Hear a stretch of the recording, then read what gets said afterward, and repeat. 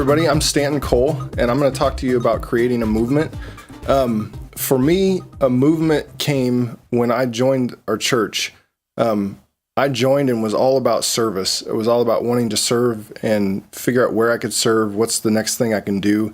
And I realized that I was serving for my salvation at that point. I was serving because that was the thing. But when I realized that I wanted to give myself to a movement, that's what really shifted things for me. So what is a movement? It's four things. It is a white-hot faith that Jesus is Lord. It is discipling how Jesus discipled. It's working out of your apest. And it is communitas. So white-hot faith that Jesus is Lord. This is hearing and obeying. So in Deuteronomy 6:4, it says, "Hear, O Israel, the Lord our God, the Lord is one." Like the key word there is hear, right? How are you sitting and listening to what God is saying to you?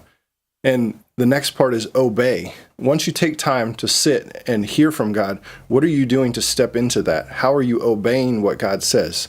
So the second part, discipling how Jesus discipled. When Jesus chose his disciples, he went and spent time with the Father. He prayed all night before calling the 12.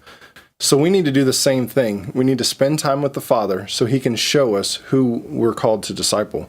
The third part of a movement is working out of your apest. It's understanding how you're wired in your spiritual gifts and working out of that. It's also understanding that there is a dark side, that there is an immaturity to each one of the spiritual gifts, and understanding what those negative things are and what the positives are, and working into the positives and learning and growing in your maturity on those dark side things.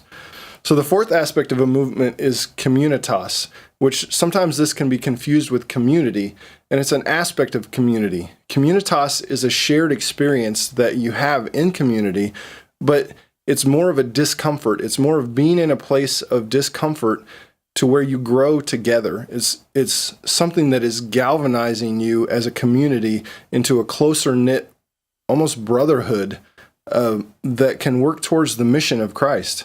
And it's taken directly from Acts 2:44, where it says, "All who believed were together and had all things in common." So these four things are a movement.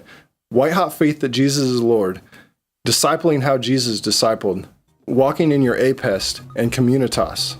So what are you giving your life to? Are you just doing for the sake of doing in church, or are you giving your life to a movement?